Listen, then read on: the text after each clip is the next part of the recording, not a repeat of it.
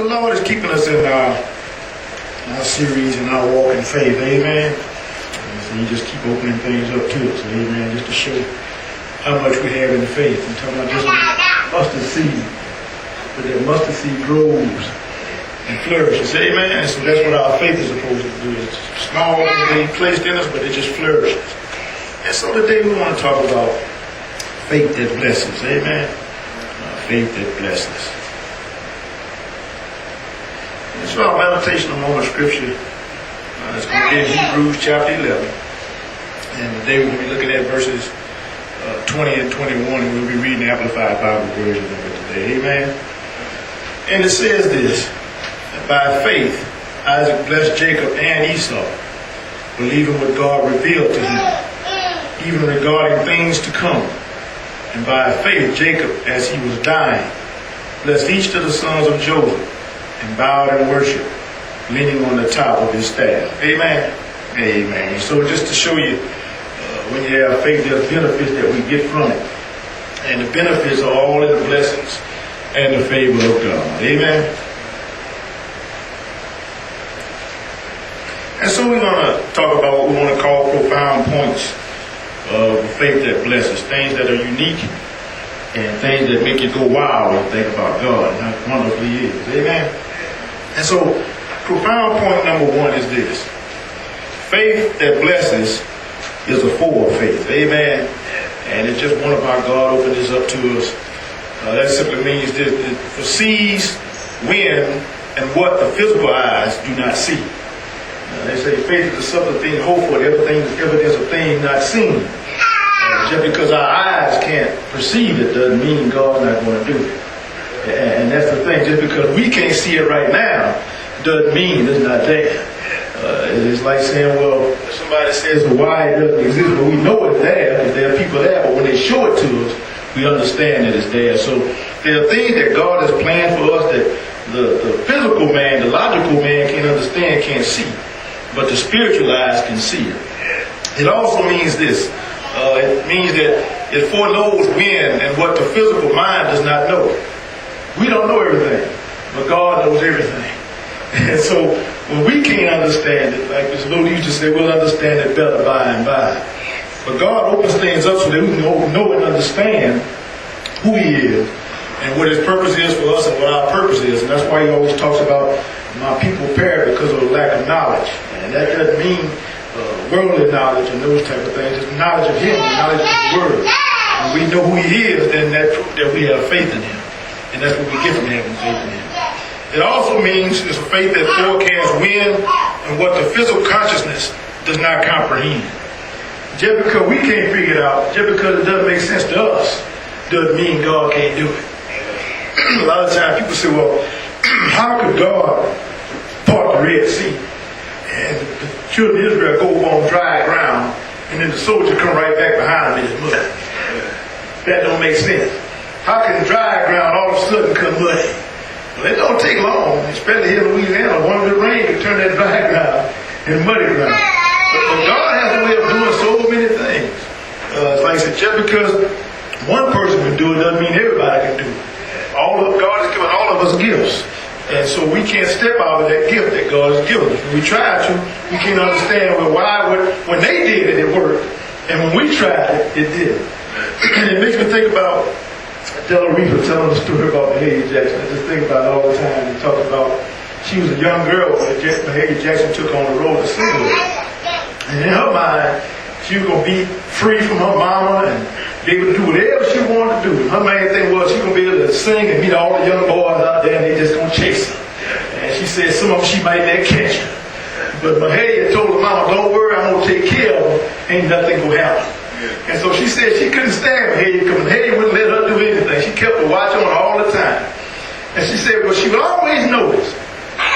She would go out there and she would sing. She noticed when she hit a certain high note, the people would get excited and start shouting. And so she walked down the aisle and hit a few high notes and get the people all riled up and excited and walk past and think she looking at Mahalia Jackson. She said, now top that. And say the thing would get her all the time.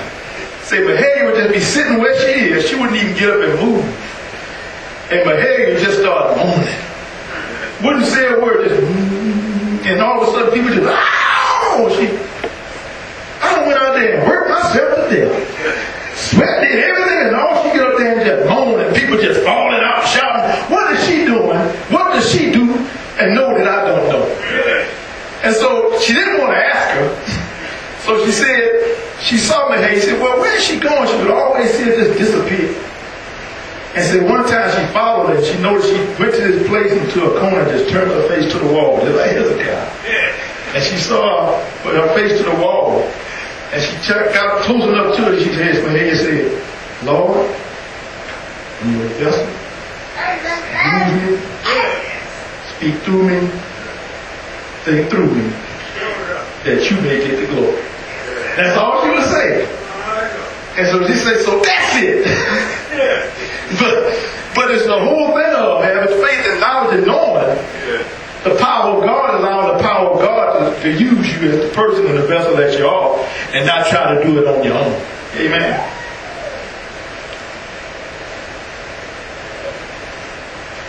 And so scriptural evidence of what we're talking about this aspect. Faith that blesses provides the person of faith. And I laughed when I thought about this. Because this is what these teachers when we were in school. 4 eyes. You got 4 eyes, you know. 4 eyes. You ain't got 2. But notice with 4 eyes, that see what unseen, that's unseen by the physical eye. In other words, it's a 4 eye that God has given us that we can see what other people can't see. Yes. And so the children try to make us embarrassed about it and shame about it. The devil tries to shame us with it. But God has given his people of faith 4 eyes. And so that's what that means with this. And we notice that because it says in Genesis 27:1, it's talking about Isaac when he was old. And it says his eyes were dim so that he could not see. And said he called Esau, his eldest son, and said to him, my son. And he answered him, here I am. But the whole thing about that was, because Isaac couldn't see, Rebekah got with Jacob to deceive him, because they figured, well, he can't see me. So if I put on some fur and spray myself with some meat and pretend that I'm Esau, I can steal his blessing. Now he did that. Now Isaac reckoned, he said, speak to me. He said, come closer to me, son. He said, the voice is Jacob, but the hands are Esau. He knew something was wrong. But he was just going in the faith that God was going to allow him, that God had another purpose that he didn't understand. And so, in the midst of that, even though he couldn't see who he was, his faith told him who he was. But he wanted to see if his son was going to be honest with him or not. But the thing was, Jacob meant deceiver, in a sense. It meant trickster, and that's basically what he did. Now, when you notice, Isaac did that same thing as eyes with them. But then it also says, now Israel, which is the name that God gave Jacob, basically the same situation happens. It says, his eyes were dim from age, so that he could not see. And Joseph brought his sons near to him, and he kissed and embraced them. Now, their physical eyes couldn't see what was right in front of them, basically. But what they were about to do in the blessing, they had sight that nobody could see, that none of the sons could even understand. Because they were about to tell them everything that was going to go on in their life, how God was going to bless them, or whatever the revelation was going to be, he was about to show it to his sons and to his family. Profound point number 2. Faith that blesses, grants, and prompts prophetic revelation. Now, a lot of times people tell me, I want you to prophesy over my life. Well, prophesy for me. Well, I feel it's going to rain. Yeah, the weatherman tells me that. Something's coming your way. Well, yeah, I know that. But prophecy and revelation through God has to do with the works of God and the glory of God, what God is going to do in somebody's life. And so we talk about that, that's what it means. It means this, it means it permits and provokes a predictive portrait. In other words, God shows you things that other people don't see. He lets you know something about to come that other people don't predict is about to come. He gives you a foresight and a discernment to know things. It also means this. It means it's a faith that bestows and brings about a visionary voice. Those old folks used to say say this all the time. Listen to me, baby. Now this is what they will tell you sometimes. I'm not telling you what I heard. I'm telling you what I know. If you keep going down this path, this is what's going to happen. If you don't turn around, things not going to work out well for you. And then if you don't listen, they say this. You make your bed, you got to lie in it. Oh, here we go with that again. But there was visionary voice that God had given them to speak to us so that we can not have to go through things that we didn't have to go through. It also meant this is a faith that does this. It gives and stimulates a forewarning of future events. Now God always says he would let his people know when stuff is coming down the pipe.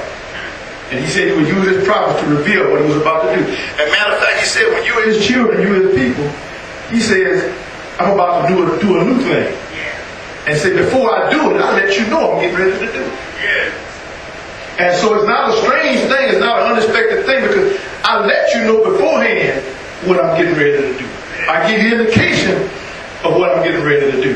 And so it shouldn't be a surprise when God does some things that he says he's going to do, because he's going to stand by his word. And so that's what he does when he gives us a faith that blesses. He blesses us in the fact that he lets us know what's coming and he prepares us for it. Whether it's good or bad, but he lets us know. So scriptural evidence is this, that faith blesses and grants and prompts prophetic revelation. You have to go back to Genesis 27. We talk about Isaac and we talk about Jacob. In Genesis 27 it says, as Isaac says, see here, I am old. I do not know when I may die. So now please take your hunting gear. He's talking to Esau. Your quiver of arrows and your bow, and go out into the open country and hunt game for me, and make me a savory and delicious dish of meat, the kind I love, and bring it to me to eat, so that my soul may bless you as my firstborn son before I die. Man, I always talk about they don't recognize God and don't want to do anything associated with God, but they always copy and take it from God. Before a man is executed, what do? They give him a last name. They actually ask him what he wants to eat. What do you want to eat? What's your favorite meal before you leave this? They doing the same thing. They get this from Scripture. But in the same sense, they're going to say God exists. Separating the church and state, you can't put Bible. Well, y'all, why y'all doing it? Genesis 48, 1 and 2. Jacob is talking. He said, one day not long after this, the word came to Joseph that your father is failing rapidly. So Joseph went to visit his father, and he took with him his two sons, Manasseh and Ephraim. And when Joseph arrived, Jacob was told, his son Joseph had come to see you. And so Jacob gathered his strength and sat up on his bed. And I noticed, he was near death. And the folks will do this today. I've seen them do it. But they seem like they're weak. But when they have something to share with their family or with their loved one to let them know something, suddenly they get strength. You notice? And they'll talk about this with Jesus, how he was speaking on the cross. Jesus was beaten down to the point where he shouldn't have been able to speak. But through God then gave him power to say what he needed to say in prophecy and revelation for our salvation. And folks will do this now. I think about that with grandmother and everybody else. It seemed like they were weak, but yet they were strong in the Lord. And he always does that.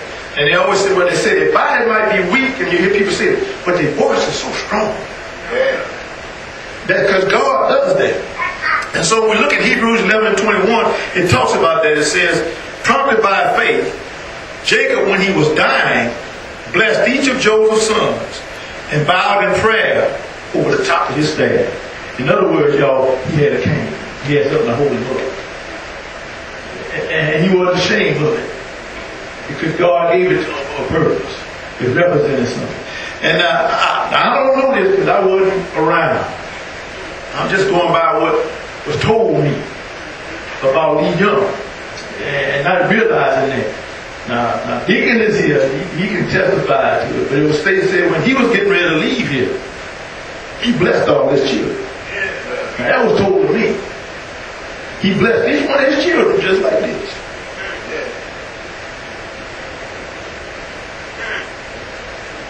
that blessing came upon them, but that blessing also fell on us. He did the same thing, blessed each one of his children. Before he left, that blessing went on his children, and that blessing goes from his children to us. But when we walk in faith, that way that blessing transfers to our children. You have to understand, you walk away from the faith, the blessing don't come here no more. Walk away from God, you walk away from your guarantee, you walk away from your coverage. As long as you walking in that lineage and that faith, you cover. Profound point number 3.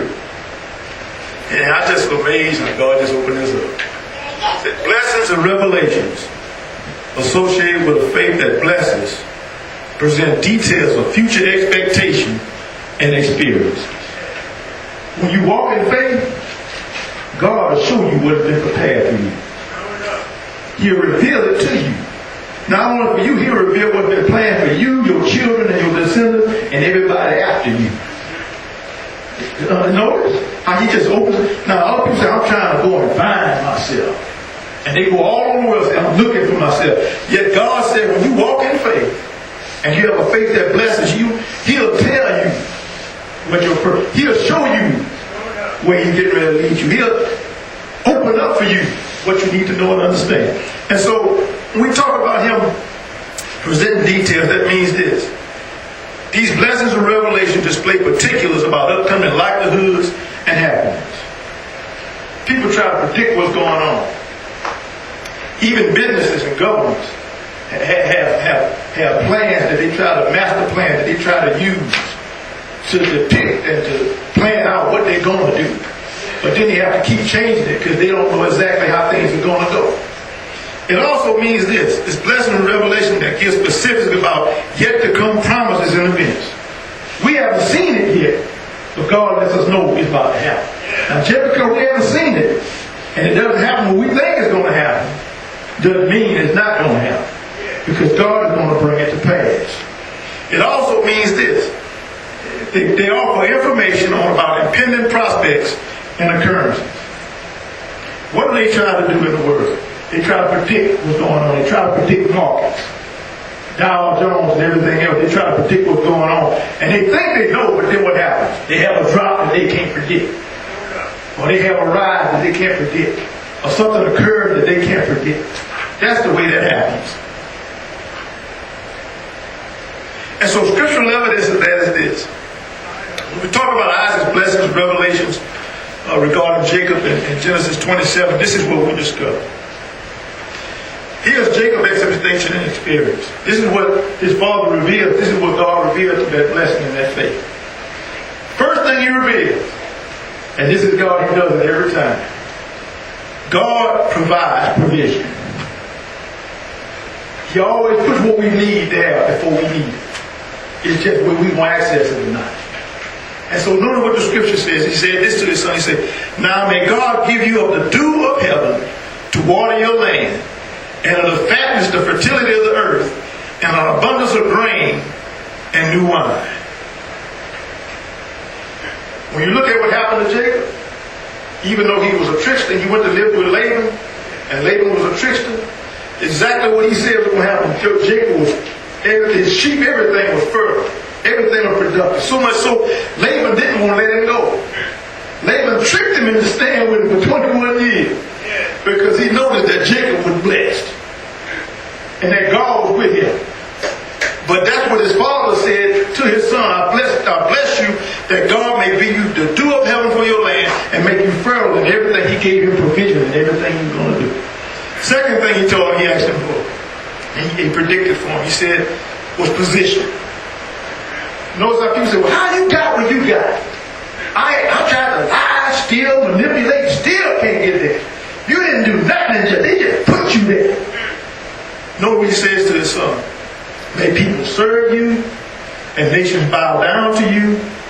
Be Lord and master over your brothers, and may your mother's sons bow down to you. Now he's talking about his mother's sons. Laban, even though they tricked him, you have to understand, Laban was really his uncle. And so, all those people in that family, Laban and everyone under him came to bow before Jacob when it was all over. And then he says this. Third thing, he's going to give you protection. God's not going to keep you out there. He's going to give you provision. He's going to set you in a position. Then he's going to protect you. And talk about all this stuff going on in Washington, men spending millions of dollars trying to put a secure room because he's got people around him because he's afraid somebody's going to try to kill him. Because he's making bad decisions that are going to hurt people. So he's trying to protect himself. But notice what he told his son. He said, may those who curse you be cursed. And may those who bless you be blessed. And so the whole thing is, you don't curse a child of God. Thinking that's the whole thing you don't understand. Because notice it says, may those who curse you be cursed. So they try to hurt you, but they wind up hurt. And they don't understand why. That's it right there.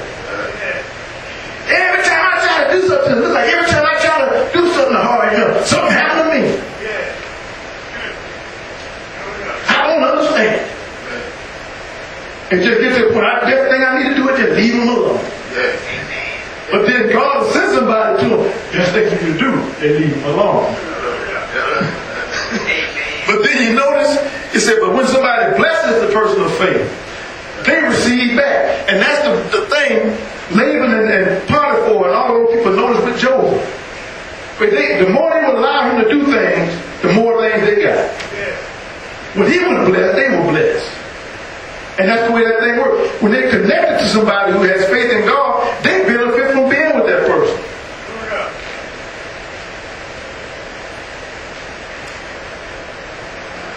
When it came to Esau, his expectation and experience, it talks about being a blessing, but it was more of a revelation. The only part that was a blessing for Esau was the last part that he got. Because notice what happened. It said, after Jacob stole his blessing, Esau cried to his father, Lord, don't you have a blessing for me? Bless me, Father. Father, please, Lord, bless me, Lord. Don't you have a blessing for me? He said, I already gave it away. He said, Lord, look, Father, please give me a blessing. And this is what he told his son. But Esau was always walking away from God and doing the things that weren't faithful. This is what he told his son. And it came to pass. The first thing he gave him a revelation was going to be this. He was going to suffer barrenness. He said, your dwelling shall be away from the fertility of the earth and away from the dew of heaven above. Earth and dew was going to supply for Jacob. He was going to make him suffer. Second thing he told him, he got to experience battles. He said, but you shall live by the sword, which means he got to fight all the time. When you're dealing with Satan, and you notice how it is with people in illegal businesses and legal activity and drugs and that type of thing, they always have to carry something. They always fight with somebody. They always worry about who's after them. They really can't have any peace. The other thing he says, he's going to be a bondservant. He said, and serve your brother. So the very one he couldn't stand, the very one he gave everything over to, now he's got to serve. So in other words, it gets to a point you hear people say, well, I don't let nobody tell me what to do, but then they go do something illegal, go to jail, and guess what? They tell them when to get up, and when they go to sleep, where to walk, how to walk, everything is told to them. From that point on, they lose all of their freedom. They're a slave to serve. But this is the one thing that he told them that in essence would be a blessing to him. He told him there was going to be a breaking away. Because he was so hateful toward his brother, now realized he was in prison. He was a captive to this hatred. And that's when you have a lot of people that are captive to their hatred. Until they let go, things won't turn around for them. And so note he said, however, it shall come to pass when you break loose from your anger and your hatred, that you will tear his yoke off your neck, and you will be free of him. The only thing he saw to think about was morning, noon, and night was getting back after Jacob. Couldn't sleep. sleep. That's all. Jacob was on his mind all the time. And because Jacob was on his mind all the time, everybody he came in touch with, he was just mad and angry with them, fighting with them, always in battles, because he couldn't let that go. And God said, he said, when you let that go, then you'll be free. No, as long as you're holding on to those, like I said, people hold on to grudges, they don't even know what the grudge is about. You ask, well, what y'all been angry for 40 years with each other? Why? I don't know, I'm just mad with you. I ain't gonna always be. For what though? Why? You don't even remember why you're angry anymore. You're just angry.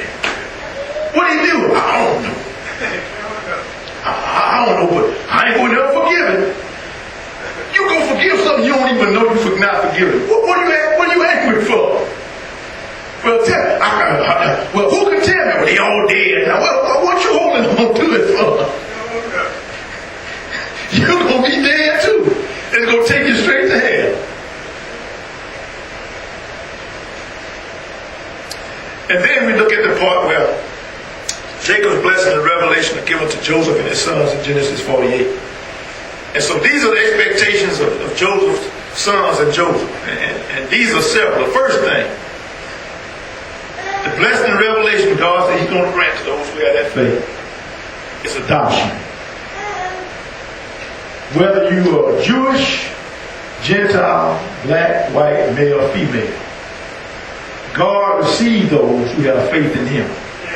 And when you receive him and become a part of his family, you are adopted into the family.